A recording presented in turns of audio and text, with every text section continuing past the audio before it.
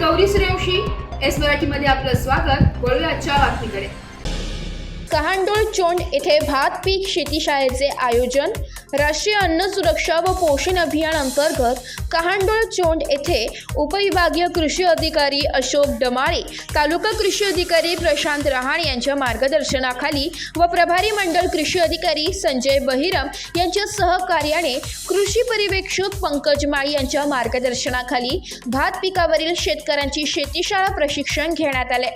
भात पिकावरील विविध कीड रोग व त्यांचे नियंत्रण तसेच भात पीक उत्पादन वाढीचे तंत्रज्ञान, उत्पादन खर्च बचत कशी करता येईल, भातावरील किडींचे एकात्मिक व्यवस्थापन करणे, त्यासाठी आवश्यक जैविक निविष्ठा दर्शपणी अर्क तयार करून वापर करणे, शेतात पक्षी थांबे उभारणे, किडींच्या नियंत्रणासाठी भात पिकावर दोरदोरी फिरवणे, भात खाचरातील पाणी सोडणे, पाण्याची पातळी योग्य ठेवणे, तसेच भात पिकाचे RESA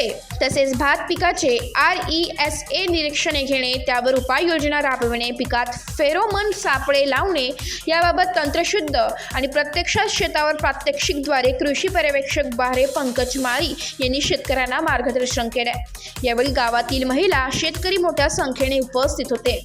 एस मराठी न्यूजसाठी प्रतिनिधी लक्ष्मण बागुल, कहांडोळ चोंड।